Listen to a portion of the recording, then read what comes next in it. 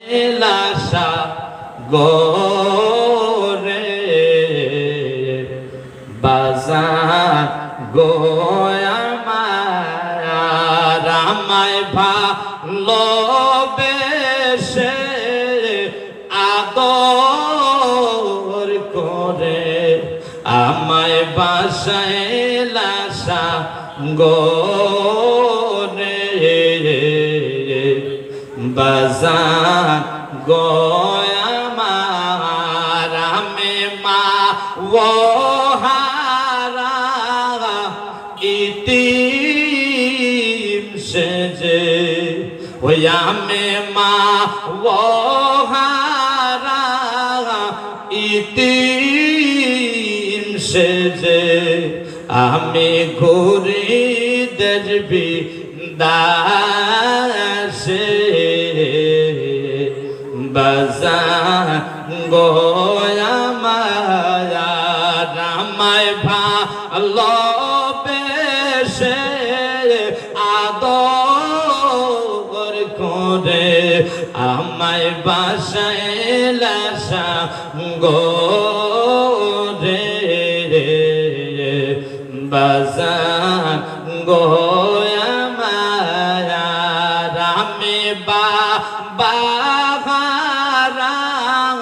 কাঙ্গাল সেজে আমি বাহারা কাঙ্গাল সেজে আমি ঘুরি বনে বনে বাজান গো আমার আমায় ভালোবেসে আদর করে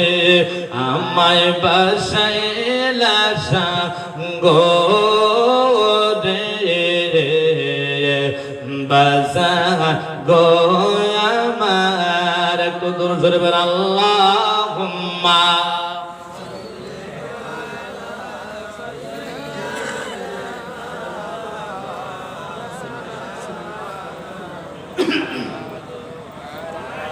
আলে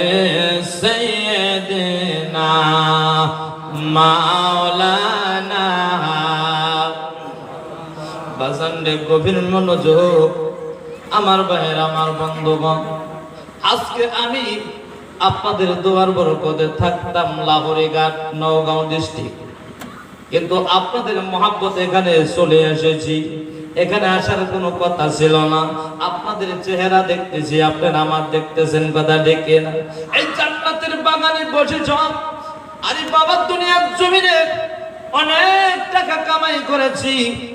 অনেক টাকা কামাই করেছো বিল্ডিং দিয়েছে গাড়ি কিনেছে কিন্তু বাজানদের চোখ দুটি বন্ধ করলে দেখা যায় এই দুনিয়ার মধ্যে আপনার কিছুই নাই কথা ডেকে না আপনার মা গেছে আপনিও যাবেন আমিও যাব এই দুনিয়ার জমিনে কেউ থাকবে না মানুষ চিরদিনের মতো থাকবে না কবরে যাইতে হবে বাজানদে মানুষ যখন মারা যায় তার আমলের দরজা বন্ধ হয় আমল থাকে না আমলের দরজাগুলি বন্ধ হয় কিন্তু বাজানদে মানুষ মারা যাওয়ার পরও তিনটে আমলের দরজা খোলা থাকে জোরে কোন সুবহানাল্লাহ মানুষ মারা যাওয়ার পরও তিনটে আমলের দরজা আল্লাহ খোলা করে রাখে এক নম্বর হলো দুনিয়ায় বেঁচে থাকার অবস্থায় যদি তুমি কিছু টাকা দিয়া আধা টাকা দিয়া বা এক পাতা টিন দিয়া মসজিদ ঘর নির্মাণ করে সরে বাবা আল্লাহ বলে বান্দা ওই মসজিদ ঘরে যত মুসল্লিরা নামাজ আদায় করবে আপনি কবরে শুয়ে শুয়ে ওই সবগুলি আপনি কবরে শুয়ে পাবেন জোরে কোন সুবহানাল্লাহ আরো জোরে কোন যাবে না সুবহানাল্লাহ আরা বাবু যিনি মসজিদে শরীক হয়ে কিছু টাকা দিয়ে দান করলো আরেকটা হলো আপনি এমন একটি জায়গায় দমকল পুঁতে দিয়েছেন কুয়া পুঁতে দিয়েছেন বাজানদের মানুষে আসবে পিপাসিত হবে আপনার ওই কলের পানিটা খাবে, কুয়ার পানিটা খাবে, আর বলবে আলহামদুলিল্লাহ। আলহামদুলিল্লাহ দোয়াটা সাধারণ নয়, মিশকাত শরীফের হাদিস, আদ-দুআ আফজালুদ দুআ আলহামদুলিল্লাহ, যে तमाम দোয়া থেকে বেহতরিন দোয়া হলো আলহামদুলিল্লাহ। আলহামদুলিল্লাহ পাঠ করার সঙ্গে সঙ্গে সওয়াবগুলি আপনি কবরে শুয়ে শুয়ে পাবেন। একটু জোরে কান সুবহানাল্লাহ। বাজানতে 3 নম্বর হলো আপনি মারা যাওয়ার পরেও সওয়াব পাবেন। আপনি যদি কোনো মুত্তাকিন বান্দা, পরহেজগার বান্দা, আপনার সন্তান নামাজি বান্দা রেখে গেছেন, আলিমে দ্বীন রেখে গেছেন, হাফিজে কোরআন রেখে গেছেন, যেটি নামাজ পড়বে আর দোয়া করবে রব্বির হামহুমা কামা রব্বায়ানি সাগীরা,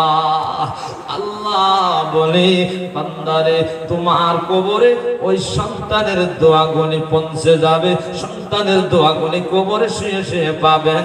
একটু জোরে কান সুবহানাল্লাহ। বলার উদ্দেশ্য হলো আপনার মা কবরে গেছে, বাবা কবরে গেছে, কি হালে কি অবস্থায় শুয়ে আছে আপনি আমি জানি না, কিন্তু রহমানুর রহিম, যিনি গাফুরুর রহিম, তিনি তো পুরা পৃথিবীর খবর জানে। আমরা মানুষ হয়ে মানুষের দিলের খবর জানি না, কথা দেখে না। কবির মনোযোগ, মা বাবা যাদের কবরে, বাবাকে যদি দুনিয়া জমিনে কোন সন্তান গালি দেয়, কেউ যদি বাবা মারে ধমকি দেয়, সন্তান সহ্য করতে পারে না। কেন আমার বাবারে গালি দিলি, কেন আমার বাবারে সত্য কথা কইলি, কিন্তু ওই কবরের মধ্যে আযাবকারী ফেরেশতারা কত ধরনের আযাব করতেছে রে বাবা, আমরা তো কেউ দেখি না। 3.5 হাত মাটির নিচে কি হচ্ছে আমরা কেউ জানি না। বাজান রে গভীর মনোযোগ, আমার ভাইরা, আমার বন্ধুগণ, আহারে দুনিয়া জমিনে কিছু নাই, কিছু নাই রে বাবা।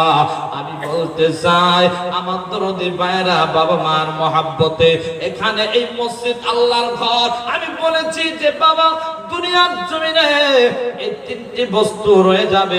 মারার পরও, আপনি মারা যাওয়ার পরও আমলের দরজাটা খোলা থাকবে। আপনি বাবা মার প্রতি কারা আছো, আমার একটা মহাব্বতের ভাই, আমি চাই যে এই মসজিদটা বিল্ডিং হবে, সুন্দর হবে।